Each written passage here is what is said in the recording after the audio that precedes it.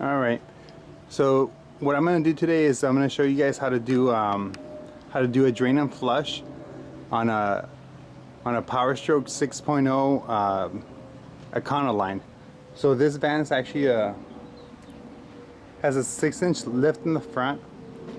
It's an E350. It's a 6.0, and I just recently changed out the oil cooler. And prior to removing the oil cooler, I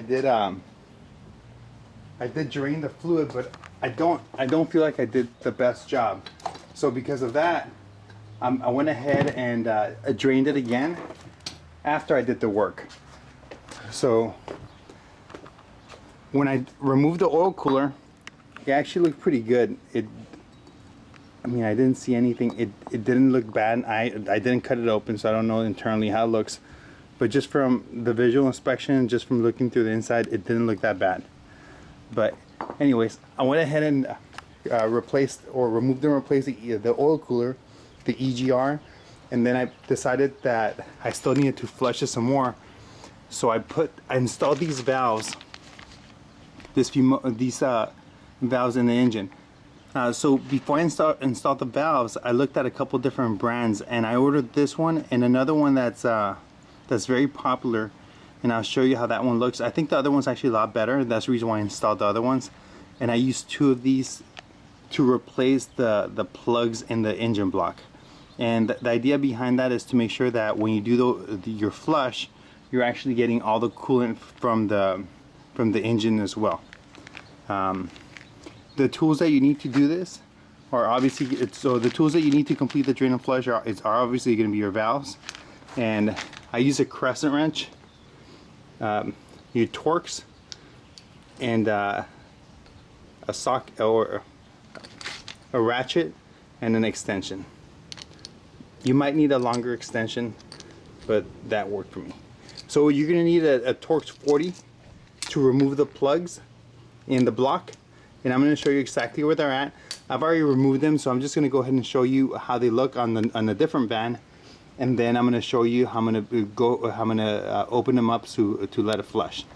Okay, so this is the other van, and we're going to get underneath it real quick and take a look at where those drain plugs are at.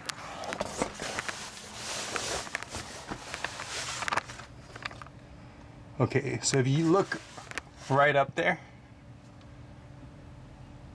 that's the plug. So you use your extension. You use your extension and your ratchet to get to that plug, and you just take them out. Then you let that drain. There's going to be another one on the other side of the engine, and it's right in front or right behind the starter. It's a little bit more difficult to get. You can remove the starter to get to it, or I've heard that some people can have pretty good luck just removing the plug without removing the starter. And this is how it looks. So you can see the starter solenoid right there, and then you can see the installed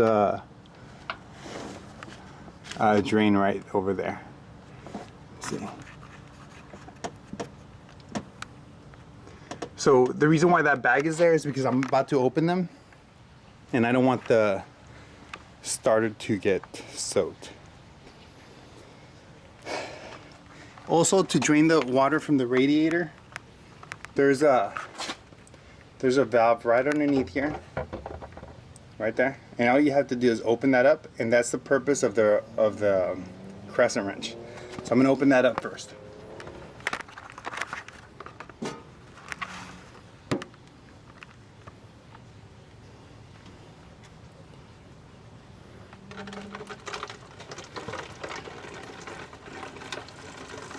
Okay, so I've already done this a few times, and the idea behind it again is to get all the water out, and I'm using this water bottle to collect the water coming out, just to see how clear it's gotten after I filled it up and flushed it a few times.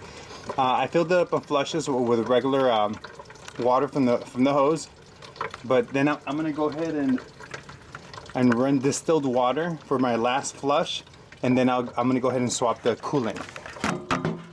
Okay, so we'll let that flush. And this is the distilled water. All right. So now we're going to go ahead and open up the valves and let it drain. Okay.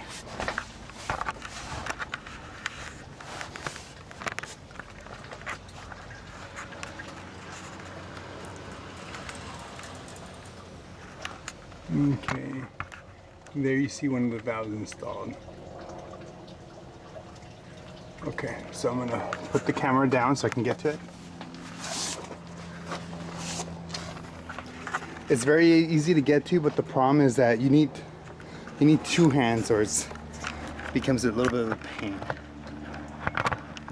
Okay.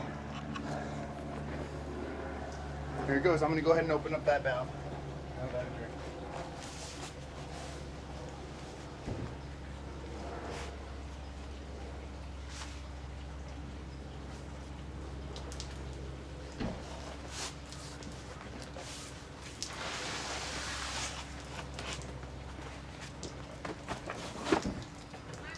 And I'm gonna open up the other side and let the other side drain as well. Here it goes.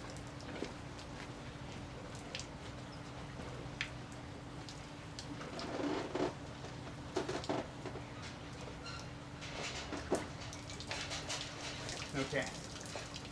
Now to make sure all the water comes out, you want to make sure that you remove the degas bottle cap. That's going to release the pressure and is going to help it drain. Now all we do is just spin it,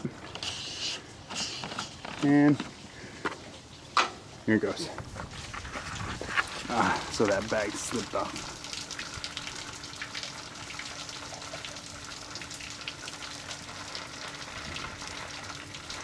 So you can see there's a little bit of steam coming out of it. The engine's still warm, and you can see the water's coming out pretty clear.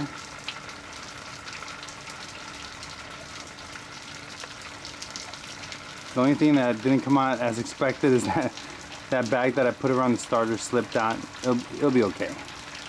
Not to worry about it.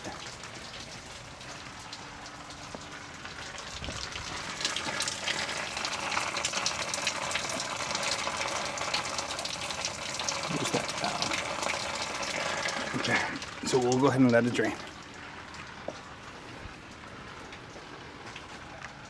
So this is pretty straightforward.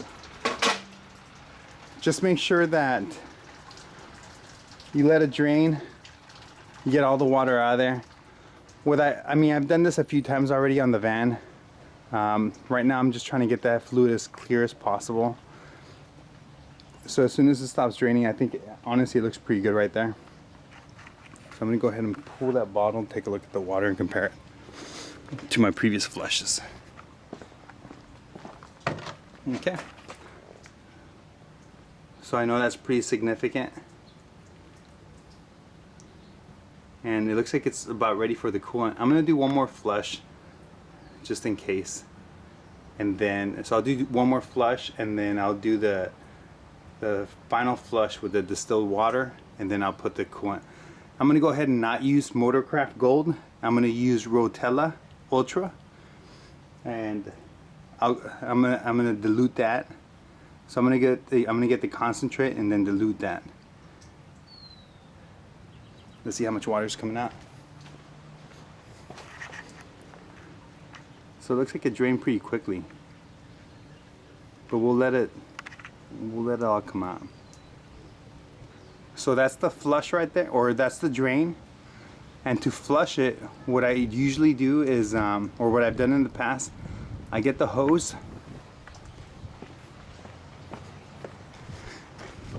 and I run water through. I just run water through the engine, just get it all out.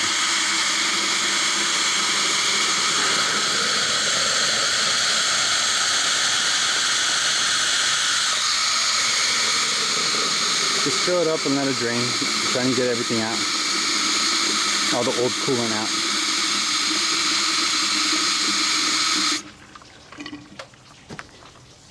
I'm gonna do that a little bit more, but because it's a little bit difficult to do things while holding the camera, I'll put the camera down and I'll do that.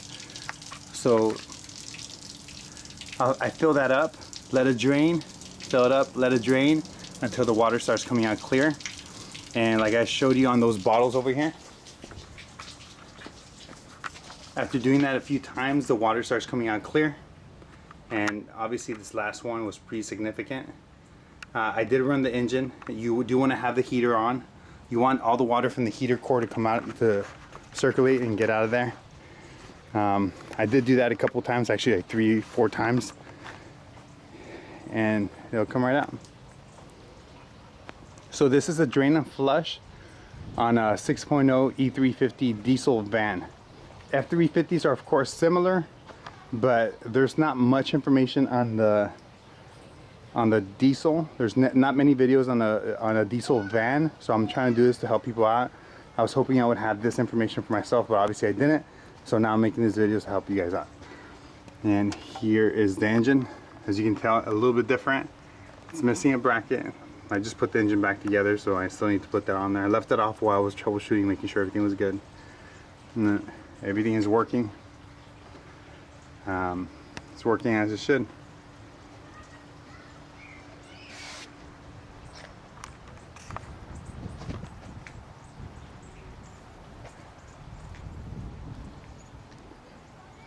Okay, so if you have any questions, just go ahead and ask. I can answer questions about completing the drain and flush, doing an EGR delete, or excuse me, a bulletproof EGR upgrade, and doing the oil cooler change and injectors. I can help you out with that kind of stuff on the 6.0 diesel van, and I can help you out with understanding how to do the proper drain and flush. And by the way, there's so many people out there that describe different ways of doing it. This is obviously working for me. I'm able to get it pretty clear. It's not that difficult. Do not overthink things. Working on these vans, it's pretty much a big puzzle, but the thing is, you just need to have fun and do it. You'll save a significant amount of money just by doing it yourself. It's kind of fun if you make it fun. Don't get frustrated, just work through it. Ask questions and I'll help you out.